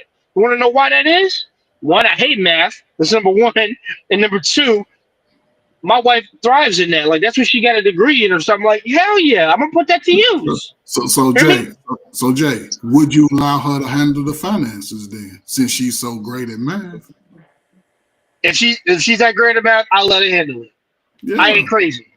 I ain't crazy about that. Like for example, and I promise you guys, it is no control with me trying to have control of the money. Like I said, like as long as I make it and it's all going to the same pot that we know that the pool of what we're pulling into. I am so listen. It how much of a stress reliever that is for me. I'm I'm jumping on the bed. I'm cool. Like, all right, all I got to do is like, all right, babe, you got that. I got this. We got to work out now. And I'll say this: if there comes a time that like, we're not spending enough time together, but we know what the goal is ultimately. That's something that like, okay, all right, we'll both sit down, we'll talk about it, and then we'll work on that. Like I said, so something that's like kind of like new like that. Like I have no problem like doing that. Like that's what I'm saying because that's what my parents did. That's what my grandparents did. And like I said, they did it, and it lasts for a long lifetime. Like I said, my grandmother is about to be freaking 90 years old, married to my grandfather, like literally like for a long time. And it shows the things that she was good at, and it showed the things that he was good at. And yeah, they country, but guess what? It worked. So Jay, I don't want to cut you off, but you bring up No, an go ahead, interesting partner. point. You bring an interesting point with your grandfolks, right? Are you Mhm. trying to get close to time they record, or you just moving in the space of, what I'm saying? It's and I guess just being in the topic of marriage, and brother Bennett, I agree. Marriage is not work as far as my relationship with my wife, right? But Mhm. and I was looking at it in a sense that marriage is work because there's so much that I have to do to make sure that we are okay. And I'm just looking at it in that concept of working. I'm always thinking working and building. That's me being Yeah. active in it. But there's no better person that I like being around is my wife. You know what I'm saying? And Mhm. we laugh and joke about stuff that people look at us like, damn, they doing that. And it's such a beautiful relationship. I wouldn't change if something happened. She always tell me, something happened to me, you go out here. I said, I'm gonna be a single man, moving around in the country with my dog and living my best life. I ain't letting nobody move in no space. I ain't, you know what I'm saying? I ain't doing none of that.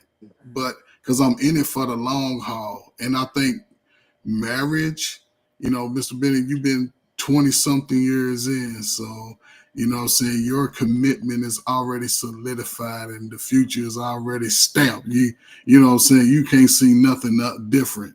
But I think a lot of these younger brothers ain't even looking at that lens like there is someone out here. There is someone.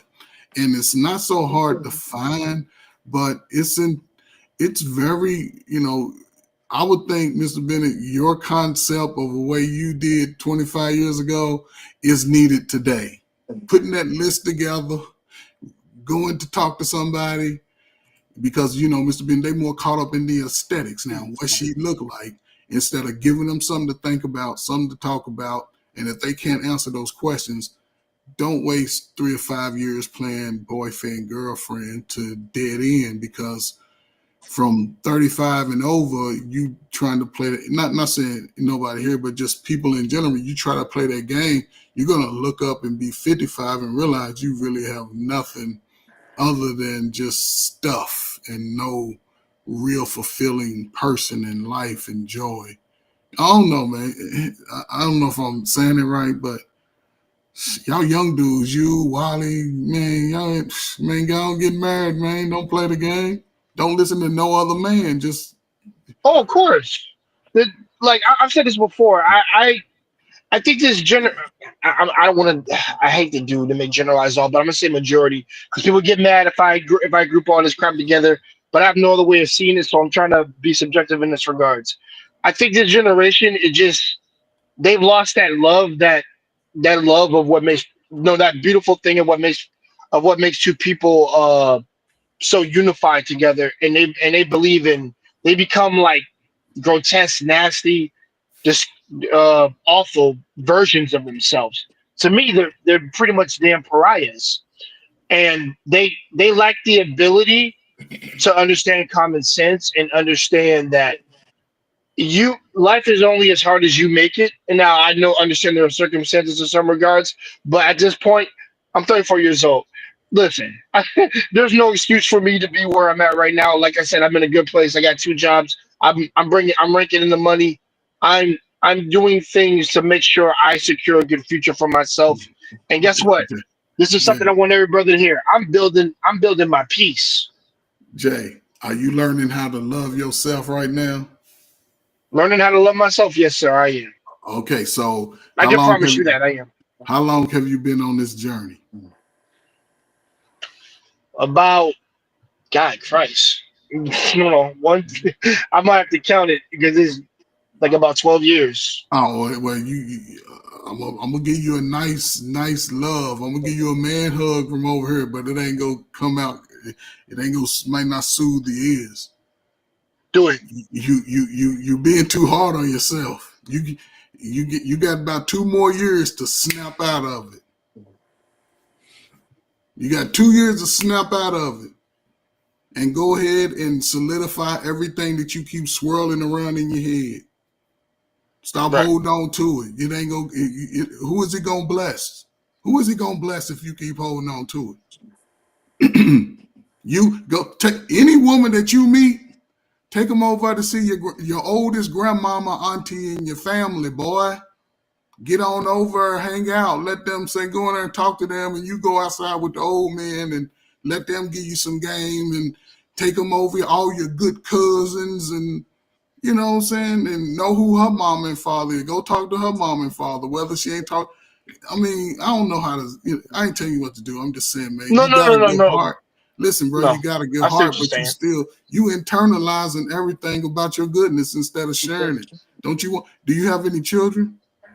No, currently I don't. I don't have any children outside of marriage. So you don't want no big head boy that look like you, that wear glasses and do some stuff. You don't want a little girl that got that good thick hair like you got on your head, and you can just show her how to just be a lady and be strong and be respectful and make sure she got her boyfriends don't come around. They're about 18 with a direction in life. You don't want that. Oh no, brother. Trust and believe. I want all of that. Like I said, that's something that I strive to have. Like I said, everybody tells me they tell me this, but at the same time, I got told a lot. Like, yo, when I was really younger, when I was 24, like, you'll make a really good father. And I'm like, you guys, that's the one thing. Yeah, I can say that now because I was young, but like, I'd have been scared of being a father at 24 because I wasn't mature enough. Like how I am now, like I've learned so much. Like I'll tell you this, I've learned so much just from my uncles, my fathers, my moms, my grandmothers, like all that is there, and my brothers too. By the way, they're married as well. MJ, so Jay, it's like there. Listen, take all of that, take all that good history, that good love that you done got. And I'm not saying you gotta get a woman, but it's a woman out there that gonna look you in your 4 eyes and be in love with you. But you gotta come to her. You gotta come to her loving yourself, with your intentions to be a man of that family, make sure that you connect her to your family tree and let them make it. Because some of them might be like, man, she ain't that one. Okay, don't waste time with her. Move on. Right. And but here, and it comes to that good word, you might have to go through 10 or 12 to figure out that one. Because in the Bible, it only say you only got to find one. And a whole lot of them go pass by you like, woo, that look good. You ain't gonna be able to keep up with it. But you ain't seeing it. They ain't meant for you to see it. But in order to sort of leapfrog the sort of scarcity of, oh man, what if I get married? What if she take my money? What if you ain't here next week? Then what? It's just a whole lot of what ifs. They so saying if what if was a filth, you be drunk. That's true. So I'm just saying, and listen, bro, listen, that's what I'm saying, because I see the love you have, right? And take advantage of where you are now, because in 4 years you'll be 36, right? By that time, that's why I say get intentional, because you could find you a woman, wife, get married, man.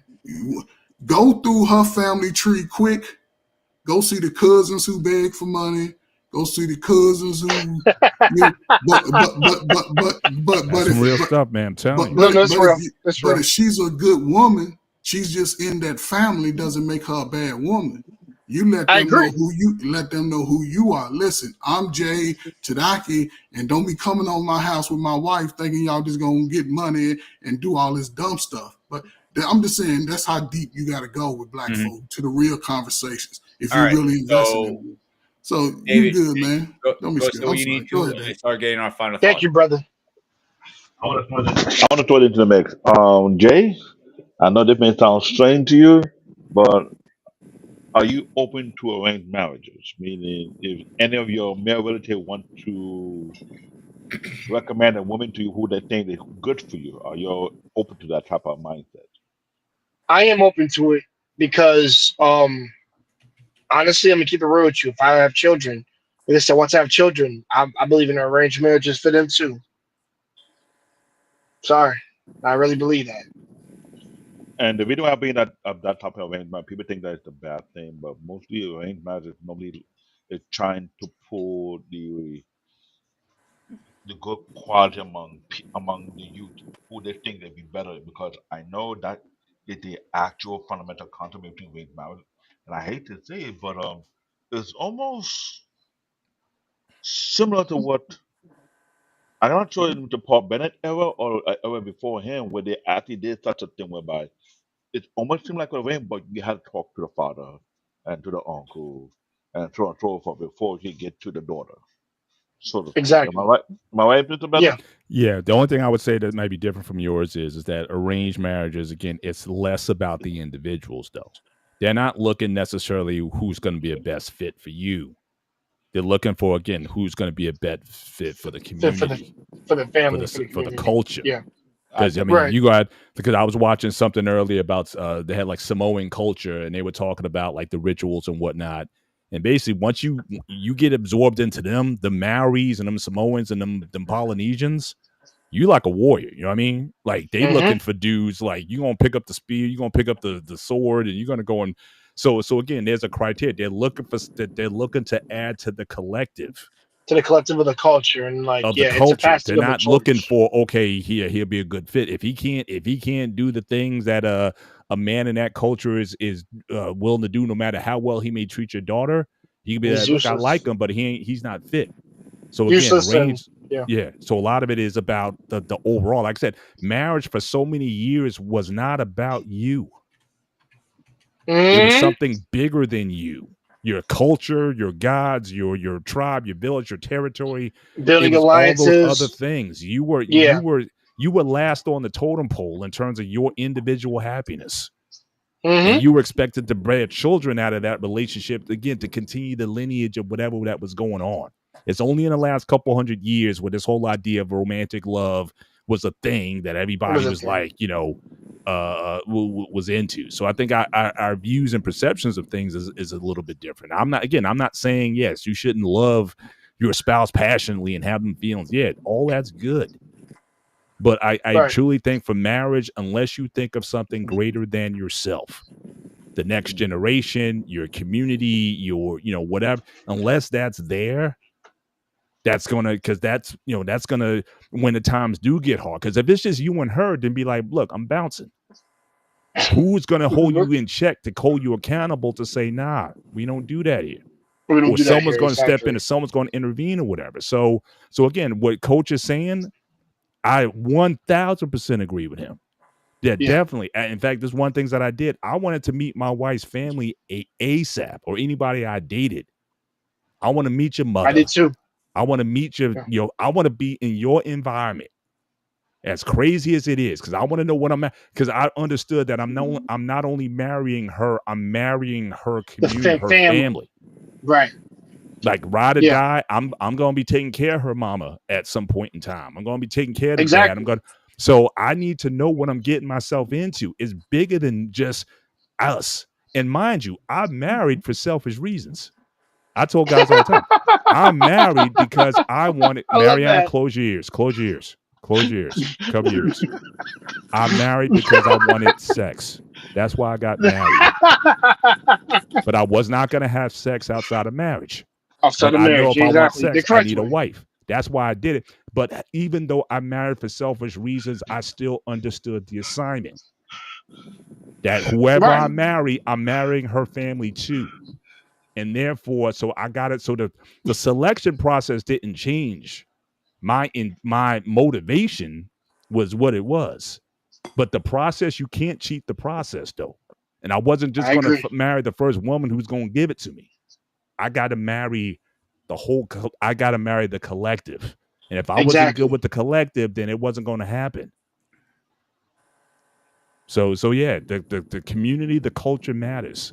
So so like you have a firm culture and foundation together. Yeah, you want to expose a woman to that ASAP. And if she going to bounce, thank God. But if she going to stay, even with the dysfunction, especially if you got some crazy, you all got some crazy folks. She going to stay We with do. you even with the crazy ones. I'm like, yeah. Like You'd she be the like one. that. So She the one. Yeah. Go ahead, Jay. Finish your sentence really fast. And that's No, my no. and I'll use that as my final statement. I don't need to say anything else tonight. So when All right. No, Mr. Bennett and Coach Ferg hit it on the head. I've always said this. So I do want to bring her up because I have a lot of love for this girl. Her family, I did want to meet her family. Her dad was a deacon. He was married. And my parents are Christian as well. So you can say Christian and religious wise, we fit well together in that regards. I really had to earn, the love of her aunts, love of her uncles. Like I said, her dad liked me a lot. I would have private conversations with him about my faith and things about what I believed in. And those are really good conversations. And the thing is, like I said, it is not a knock on her dad. Like I said, she had an amazing father. I think she has some amazing sisters and some amazing brothers-in-laws. Um, and the thing is, like, I realized if I marry this girl, like, I'm marrying the family, I'm marrying everything that comes with it. And when my father was getting to me, like I said, you'll trust me, you'll get that feeling of when you feel like you've been accepted into like a relationship once you've married her. Trust me, it's more of like it's more of a passing of a torch, an initiation of sorts. And for me, one of my biggest things was never to have kids outside of marriage, or nothing to betray my trust and my vow of what I believe in. And I believe really strongly in that. Because it shouldn't be something that you do willy nilly. It's not something you should do because all your friends did it, and it's something you should do whether you make a trust and a vow on. And that's why I take marriage with wholeheartedly seriously. Like I don't believe in the people who just fiddle faddle with it and then just like kind of like piss on it in the sense of like, well, you committed to these vows, but yeah, your word is about as flimsy as a fake Japanese sword, which would irritate me little, which means it can break very easily, and you not want to commit to your end when he does or when she does and you don't. That means you're both useless to one another. in a sense, and you're just like faking a well, not faking a compatibility. You fail at compatibility in that regards. So I said this before, and I say it again.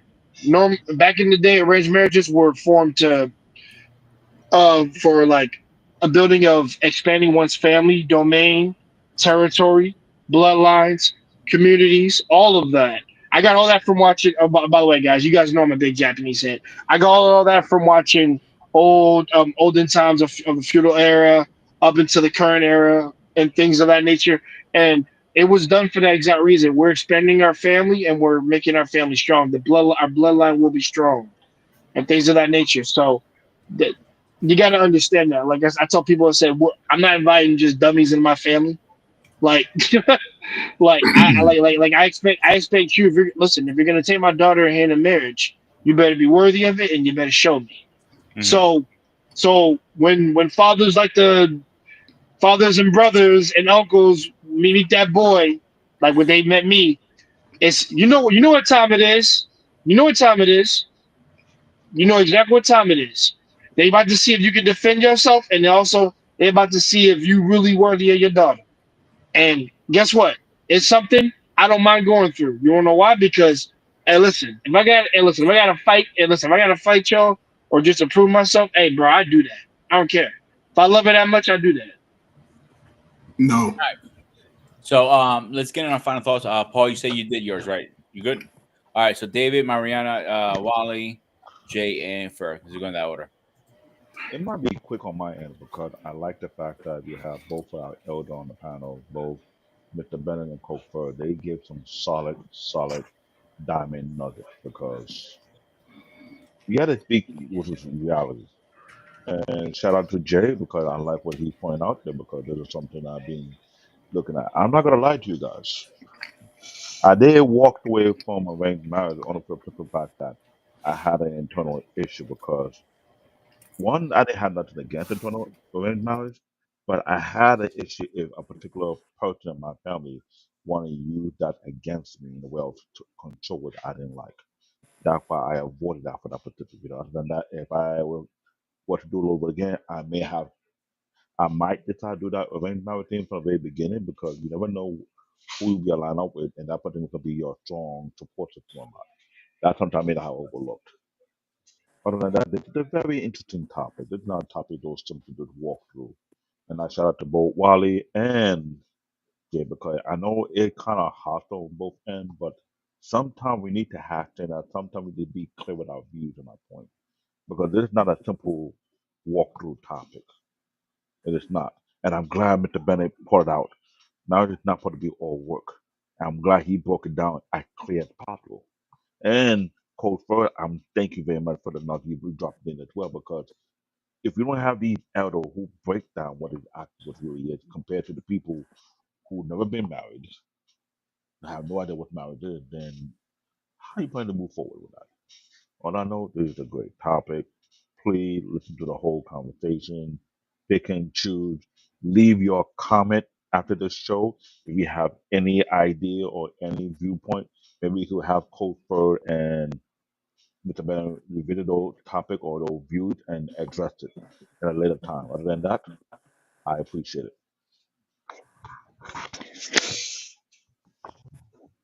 Final thoughts. Um, what I can say. I will say having love, commitment, and to make it work. Um, I mean, I don't have any experience, but I know that I have to appreciate and love myself before I commit myself. But I will say that yeah, marriage is definitely once you marry to that person is as it will be as one, not as two, because you have to be as as a one unit.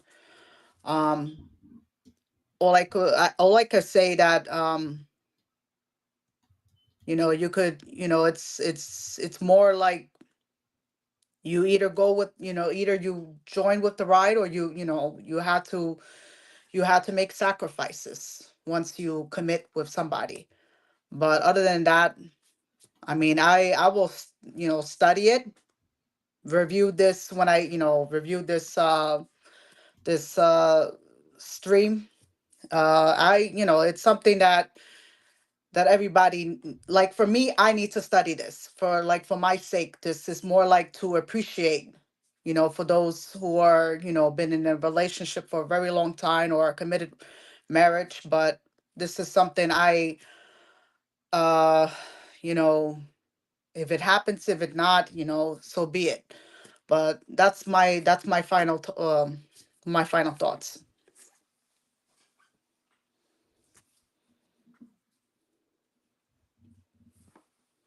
Wally?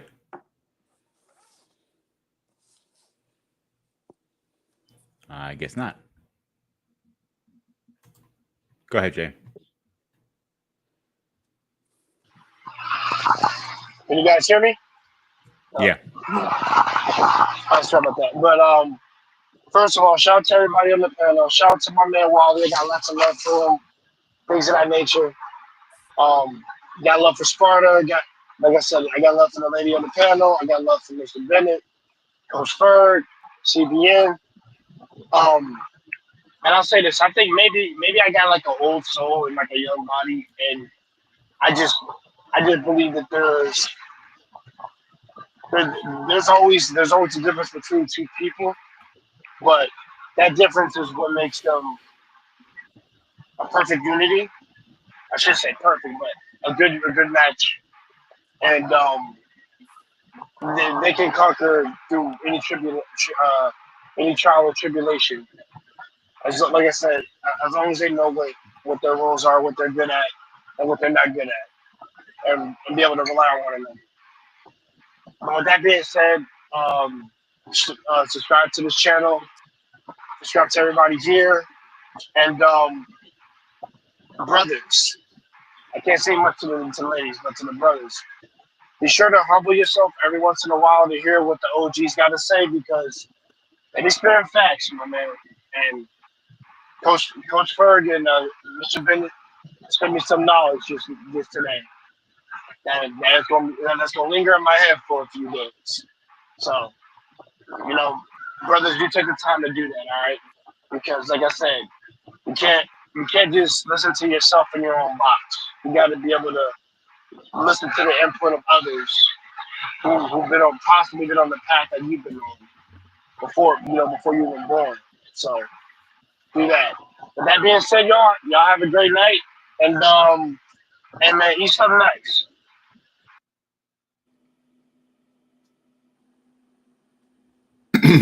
Oh man, that's crazy. Yeah, man. Salute to my high school senior picture, man. Sorry, man. Doesn't see. I thought it was your prom Yeah. picture, man. No, man. Listen, for our graduation, we had to wear tuxedos, man. We ain't wear a cap and gown. It's crazy, Oh, but that's what's up. But no, man. Listen, man. Sparty, you do it every time, man. You make me have to go into, you know what I'm saying, just my I guess my knowledge bank about just trying You're to be the welcome. best, trying to be the best person in life, man. I think, when we get on the other side, we think and look back, we hope that we made enough good choices that outweigh the bad choices. And, I think people come out the gate wanting to embrace life before they embrace the understanding of it, and then we look back 35, 40, and we've played a lot of games for the most part. But I think people can leapfrog that time in their life and just be more intentional going forward. And you'll be able to find that wife that you want or that husband that you want. But a lot of it's going to come with discipline, how well you eat, exercise, how well you work. When you go to job, do the best you can, not worried about, what you're going to get out of it, how you treat other people, how you, just respect people, places, and things, and pray, not just for something, just because you were here, don't, always look to other people to validate you, validate yourself. For every time you're able to wake up and see the sun, that's a validation right there. So, and don't hold grudges. People hurt you, just address it. I think it's probably where that's probably done me some good, is that if somebody tried to do something disrespectful to me, I addressed it. And I'll let them know I might not even talk to you. I'm not saying that I won't talk to you, but we ain't gonna be hanging out like we used to. I always put myself first when it came to other people. Respect your elders. Respect children. Make sure that people your age, your peer group. You just got to stand up to them and don't let nobody tell you what you can't do. If you want to mate, again, it's probably one of the hardest things a man could do in his life, regardless of what he accomplishes, socially, whether, we want the riches and the big houses and big cars. But one of the hardest things he'll be able to do is find a woman who's willing to go in the long haul. But that doesn't mean you don't give up trying. But you still have to continue to be the best man you can be, whether she comes along early in life or later. So, no, man, it's a good show, man. Good topic as always. Yeah, man, it's built to last. I'm here to last. I got another 25, 30 years, so hopefully my wife got the same. So, I don't know. If you got 25, 30 years, go and find somebody and have the intentional conversation, man. All right, thank you everybody for coming up. Let's do a quick schedule update and to get the heck out of here. So there will be no anime show. The guys need a little break so they can regroup and come back stronger. On Thursday, the guys are talking about financial tip by age. And on Friday, we're going to have a special edition Operation Hangout with me and David. It will be about the whole incident with Psycho Sid.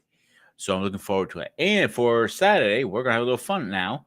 It's going to be cartoons that we forgot, that we left behind. And on the Gray Area, we're going to be having an open panel call-in show. So call in, make sure you guys hear your voices. You always complain. You always complain in the chats, but when the time comes, you never come up. And next week, you get ready for this one, David. You're gonna like this one. Turn your camera on. You're gonna like this one. I see your face when I do this. So, do women protect men? Is that an old school phone you have in your desk? Your mic's off, by the way. You muted. So, except that, yes, David. Sorry about that. Live call-in show. So make sure you call in Sunday evening on the Gray Area, 8:30 Eastern Standard Time. We're waiting for you. Know how to mess with football. Except that, guys, as always, this was the Spartan Hey. Network. Old school phone, Uncle I Vic. am the Spartan. Yes, it is. Oh, wow. Okay. As I was saying, I'm the Spartan. He is Black David. She's Mariana. Wally, Mr. President, Jay, Coach. As always, stay fresh, stay safe, and I'll see you guys on the next one.